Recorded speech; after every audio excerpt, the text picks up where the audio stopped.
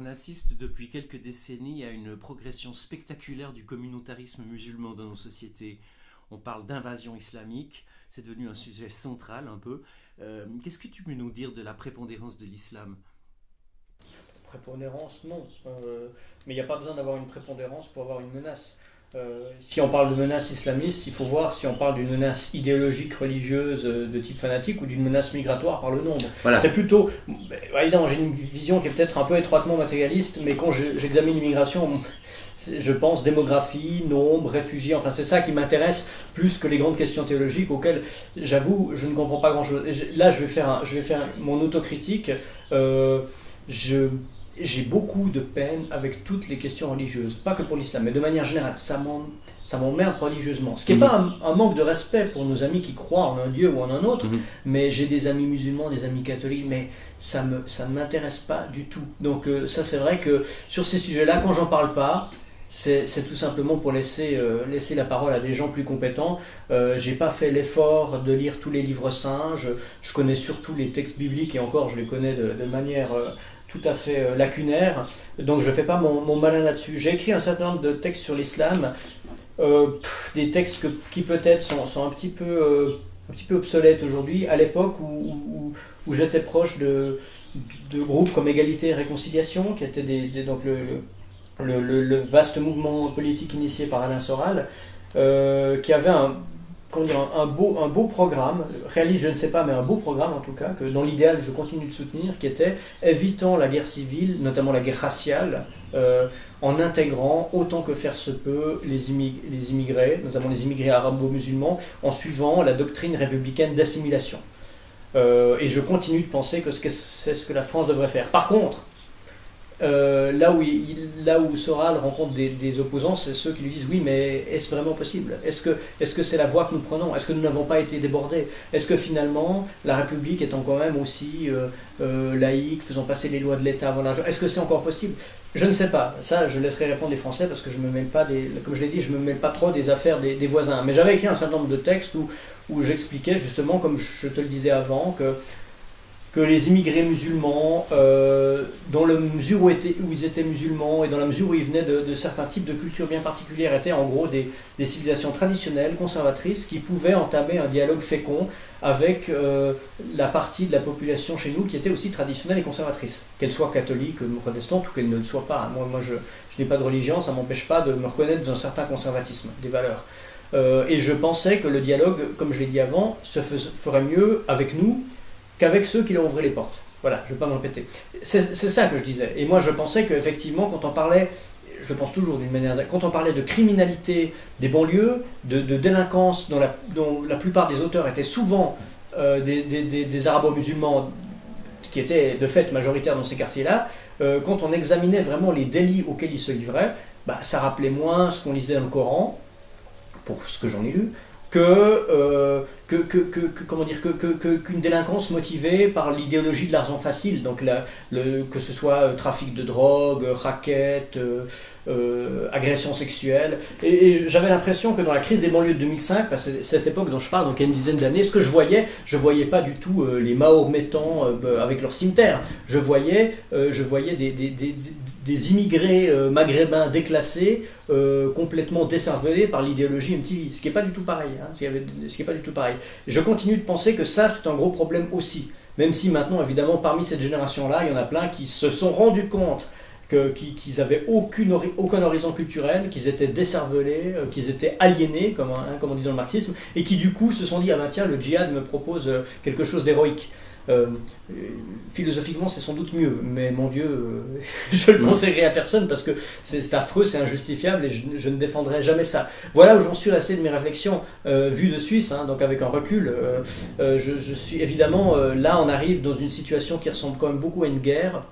Je pense qu'il faudra vraiment donner les moyens qu'on nous demande contre le djihad, contre le terrorisme, tout en ayant pris soin de vérifier, parce que ça c'est un sujet extrêmement chaud, que nos ennemis sont bien ceux que l'on désigne, parce qu'il y a aussi beaucoup que les fanatiques qui nous tuent et qui se tuent eux-mêmes en soient persuadés, je le pense. Mais le propre des fanatiques, c'est que ce sont des imbéciles aussi faciles à contrôler que nous, les victimes.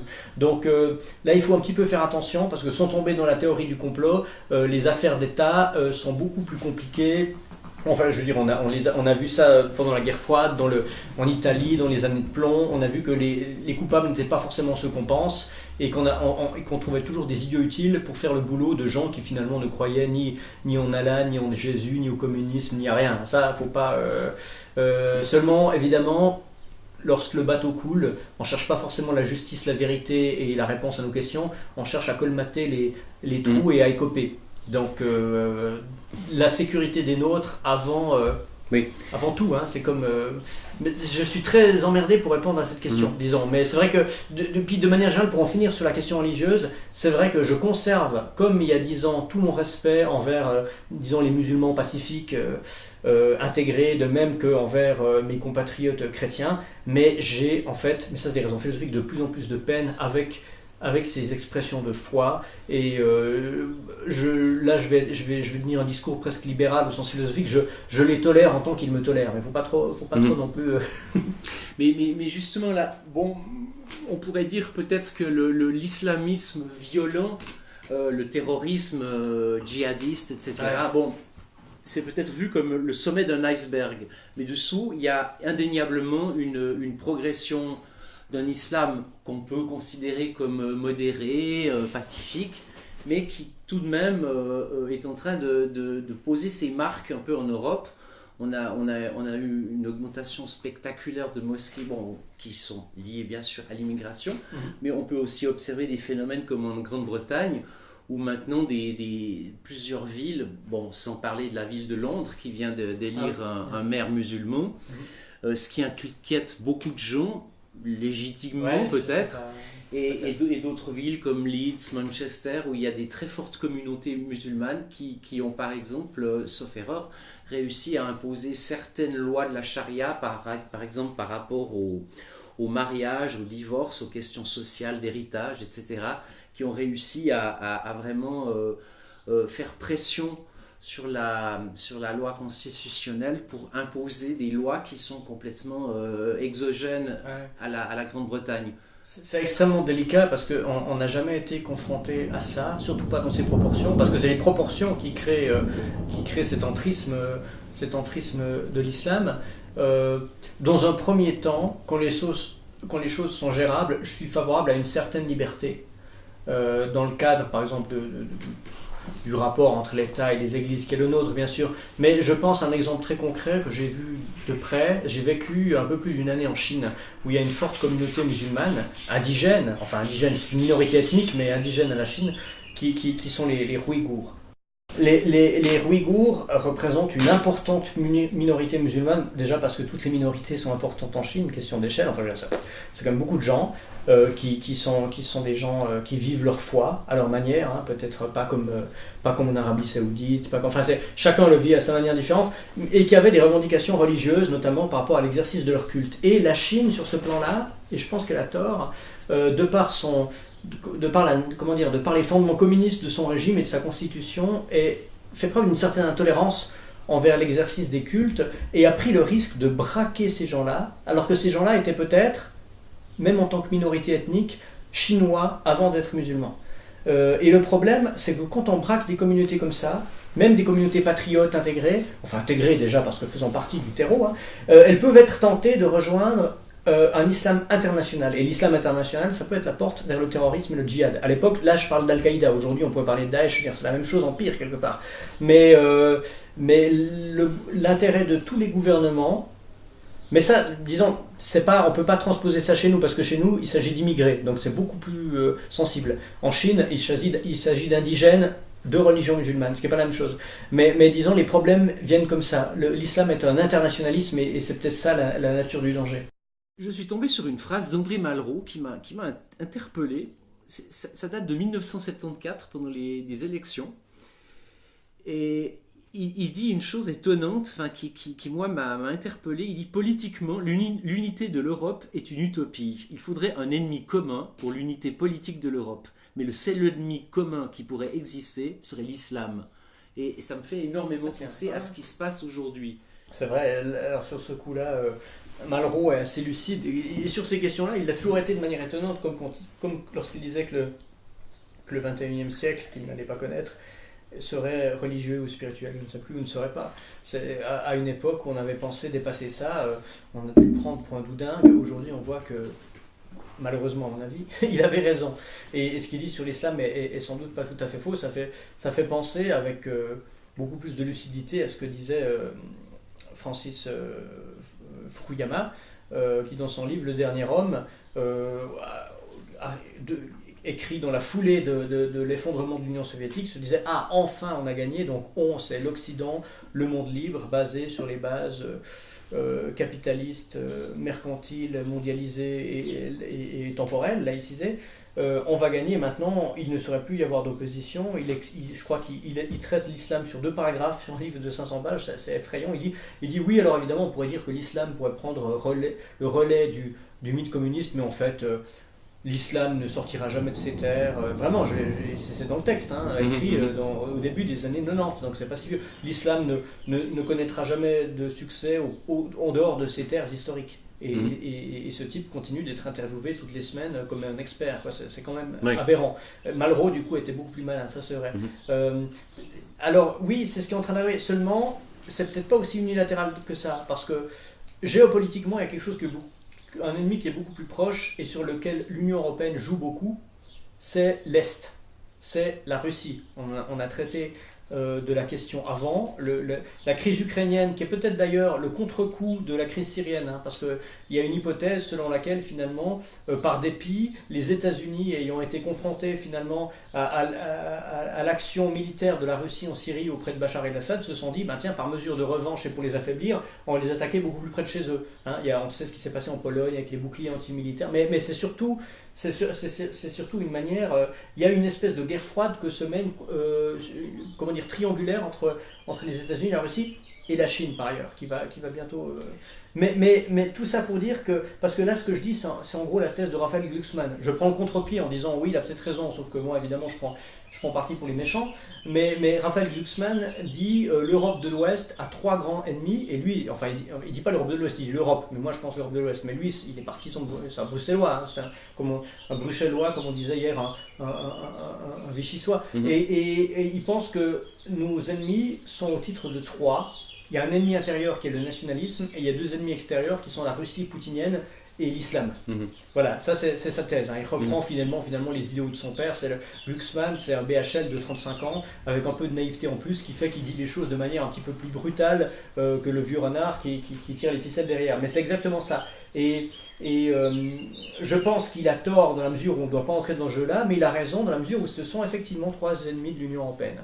On doit, non pas en tant qu'Union européenne, mais en tant que peuple européen, on doit prendre garde, on doit lutter contre le terrorisme, on doit prendre garde aux dangers induits par l'immigration musulmane, ça c'est vrai, mais par ailleurs, ce sont peut-être justement les mouvements patriotiques qui vont nous y aider, et le fait de faire des alliances diplomatiques ou géostratégiques avec la Russie ne va pas du tout aggraver la situation, ça risque même plutôt de l'améliorer. On doit rester libre, on doit rester neutre, on doit rester indépendant en tant que Suisse, mais on aurait intérêt à regarder un petit peu plus vers l'Est et un petit peu moins vers l'Ouest, à mon avis. Tout à fait, on y aurait tout à gagner, je pense. On devrait résister à ces... effectivement, il y a une vieille russophobie. En Suisse, pas tant que ça. Mais oui, peut-être pas en Suisse. Guy Mettan a sorti un très bon bouquin l'an passé sur ça. Non, mais je pensais aux conquêtes napoléoniennes déjà, oui. Ça part déjà de là. Et puis ensuite, évidemment, il y a eu cette guerre froide avec avec ce bloc de l'Est. Et puis, là, par exemple, on peut être assez surpris par exemple, du mépris qu'actuellement, je pense par exemple aux commémorations de la dernière guerre. Ah oui. Où vraiment les Russes ont été diplomatiquement méprisés, scandaleusement méprisés, alors que finalement, je crois que c'est eux qui ont payé vraiment le plus gros tribut dans la Seconde Guerre mondiale. Bien sûr. Va et malheur aux vaincus. Ceux qui écrivent l'histoire sont les vainqueurs, voilà. On le sait. Alors les Russes ont fait partie des vainqueurs de la Deuxième Guerre mondiale contre l'ennemi nazi, mais peu de temps après, quelques décennies, mais ils ont fait partie des vaincus dans la guerre froide. Donc au final, il y a une nation qui a vaincu ces deux guerres, c'est les États-Unis. Donc évidemment, ils ont sorti leur version, la version des Alliés du débarquement, qui en termes de vaincus et la nôtre, on est tous bien contents d'avoir terrassé l'hydre hitlérien, mais ils nous font croire qu'ils étaient seuls à le faire. Non seulement la résistance locale est dépréciée, mais en plus, peut-être plus important encore, le rôle de l'armée rouge. Bon, l'armée rouge, effectivement, qui s'est comportée de manière barbare en Europe et notamment en Allemagne, je ne reviens pas là-dessus, ça c'est un fait historique sur lequel on a beaucoup. Mais d'un point de vue strictement militaire, ça a été d'une importance capitale. Il n'y a pas de libération de l'Europe de l'Ouest sans l'intervention de l'Union soviétique, avec l'aide des Alliés. C'est la vérité.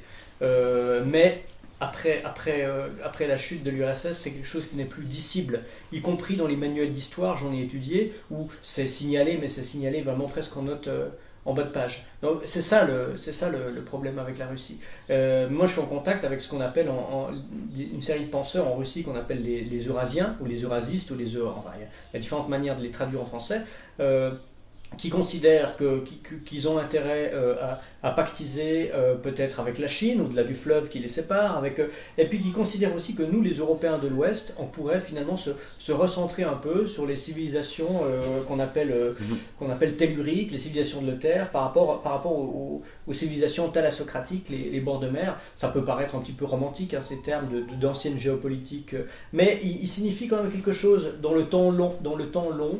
Et même si je n'ai absolument rien, j'ai dit que je me sentais latin, donc évidemment les civilisations du bord de mer me sont très sympathiques culturellement. Mais notre avenir n'est pas dans le monde anglo-saxon. Elle n'est pas non plus dans l'Europe du Nord. Elle n'est pas dans l'Europe scandinave. Enfin notre avenir, elle est là où nous sommes bien sûr, mais je pense que nos amis sont peut-être, je leur dis, plus à l'est qu'à l'ouest. Mais malheureusement, sous les pressions atlantistes de Washington, on semble être en train de mettre, j'espère pas qu'on va en arriver là, mais on est en train de mettre en place une espèce de stratégie de terreur contre la Russie. Ouais. On pourrait même dire qu'on reprocherait presque à la Russie d'avoir mis ses frontières trop près des forces de l'OTAN. On en est presque à ce discours un peu le monde à l'envers. Aberrant, le monde à l'envers. Et puis, est-ce que tu penses, par exemple, pour revenir plutôt pour y aller, aux prochaines élections aux États-Unis, est-ce que tu penses que vraiment il y a une différence entre la projection qu'on peut faire sur la politique de Trump ou de Clinton? C'est très difficile à dire, n'étant pas américain. D'une part, n'ayant pas accès à l'ensemble accès, oui, j'y ai accès, mais je ne maîtrise pas assez l'anglais pour lire autant qu'il le faudrait tous ces textes. D'ailleurs, à l'heure où nous parlons, j'ai lu le matin, aujourd'hui, il y avait quelque chose d'assez exclusif qui m'a étonné dans le matin, d'habitude, qui ne fait pas ce genre de boulot-là, mais l'interview d'un républicain dont j'ai oublié le nom, d'un chercheur, d'un investigateur, qui a sorti un brûlot sur le couple Clinton et leur manière, après... Parce que par exemple, le procès Levinsky leur a coûté extrêmement cher. Ils étaient théoriquement sortis ruinés de cette affaire au moment où la législature prenait fin. Et peu de temps après, ils étaient à nouveau multimillionnaires parce qu'ils se faisaient... non seulement Clinton faisait des conférences qui étaient vraiment monétarisées... c'est très cher, avec des tarifs très élevés, mais en plus, ils avaient un système d'investissement venant de pays étrangers qui fonctionnait très bien. Et ce type, qui évidemment n'est pas neutre, mais qui est un soutien de Trump, a dénoncé ça. Et je me suis dit, tiens, nos médias lui donnent la parole sur 2 pages, ce qui est très rare, alors que d'habitude, on préfère soutenir Hillary Clinton.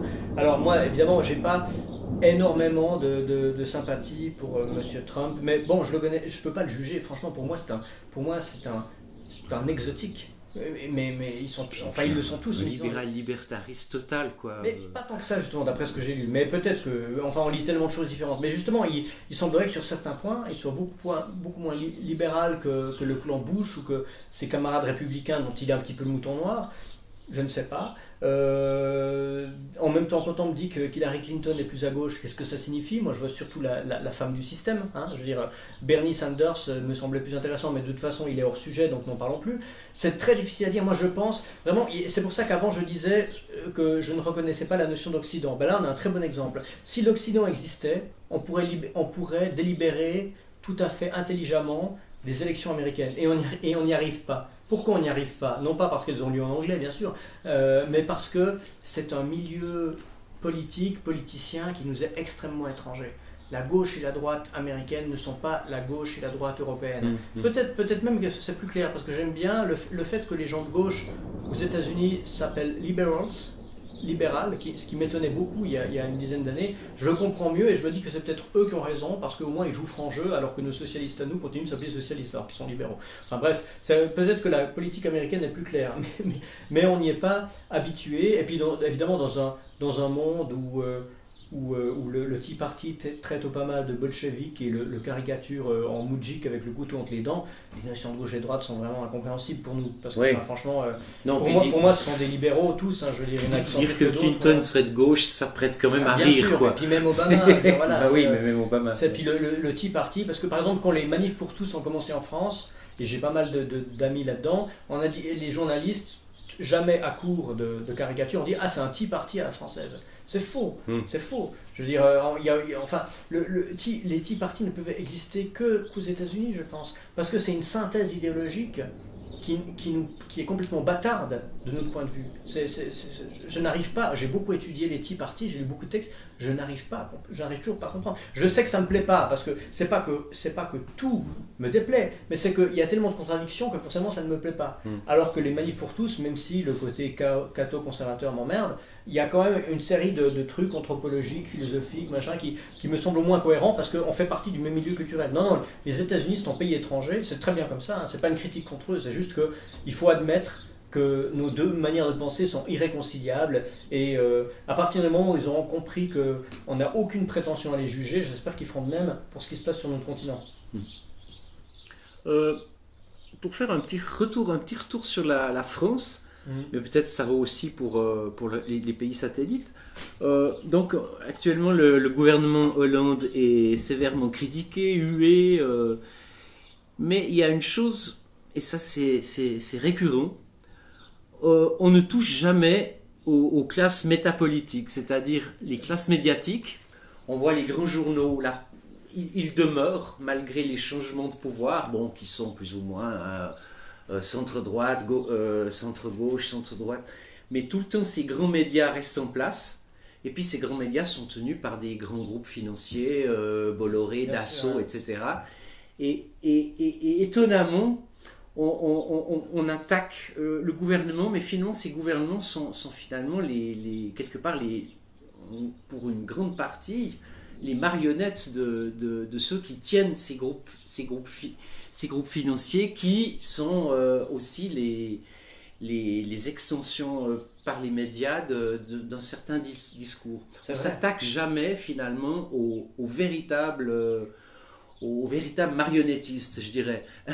Et c'est vrai, parce que les marionnettes sont plutôt effectivement les politiciens, et la métapolitique qui est au cœur du débat, et le combat se porte là, c'est le combat que tout à fait modestement en tant que petit scribe j'essaye de mener, qui n'est pas un combat politicien mais qui est un combat métapolitique, d'où le choix d'une agitation médiatique plutôt qu'une agitation politicienne par exemple, et les puissants l'ont bien compris également, comme tu le dis très bien, mais il n'y a même pas besoin d'aller en France.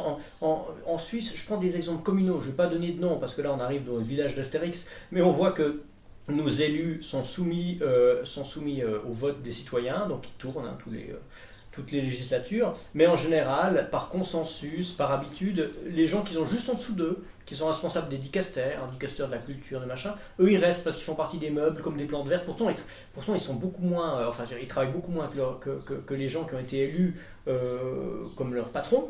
Et ils continuent, c'est le même ronron, on se retrouve un petit peu dans l'Union soviétique finissante, mais seulement eux, comme ils sont juste en dessous, on n'ose pas les bouger parce qu'ils ne sont pas soumis au vote. Et c'est exactement pareil. On pourrait imaginer une démocratie parfaite où les grands directeurs de rédaction seraient... Enfin bon, voilà, on pourrait me répondre que les journaux sont des organismes privés, donc on n'a pas le droit, mais ils ne sont pas si privés que ça, vu les subventions qu'ils touchent. Ça, c'est un petit peu ça le problème. À Éléments, on pourrait pas nous imposer un changement de rédacteur en chef, parce qu'on est libre, on est autonome financièrement. À Libération, oui, on pourrait, ça change tout. Je connais pas mal de gens, pas dans les quotidiens, mais dans des revues, à Marianne, au Nouvel Obs et tout. Et je ne veux pas en dire plus là-dessus parce que je ne veux pas compromettre ces amis-là qui sont de simples journalistes. Mais quand on voit le fonctionnement, c'est effectivement ce fonctionnement métapolitique qui déverse quotidiennement le même catéchisme et qui est inattaquable parce qu'il dispose à la fois d'aide financière privée et de subventions étatiques. Mais le vrai débat se trouve là, à la nuance près que les gens les lisent de moins en moins et sont donc moins influencés. On n'est plus dans la grande bataille de la presse comme dans la première partie du XXe siècle. Et quelque part tant mieux. Quelque part tant mieux parce qu'il y a un peu plus de place pour tout le monde et le fait de peser sur l'opinion ne dépend plus uniquement de coucher avec qui, d'avoir le bon copinage ou d'avoir le financement. Donc ça, c'est quelque chose que je ne déplore pas du tout. Hein. Je veux dire, le temps de J'accuse d'Émile Zola, enfin tout ça c'est très beau, mais en fait je ne regrette pas qu'on en soit sorti. Parce que maintenant, il y a Internet, maintenant les choses se passent différemment, maintenant on n'a plus besoin d'être adoubé par un des deux seuls partis en place, parce que finalement ça se limite à ça, pour pouvoir avoir droit à la parole. Donc la métapolitique, elle se passe là, de manière marginale, elle se passe aussi bien ailleurs. Il y a des études qui sont faites par exemple sur la fréquentation des sites, des sites des grands quotidiens. On voit que c'est pas fameux. On voit que certains sites indépendants arrivent facilement à dépasser la fréquentation de quotidiens nationaux soutenus par l'État et existants depuis 40 ou 50 ans. Donc c'est la preuve que quelque chose est en train de bouger.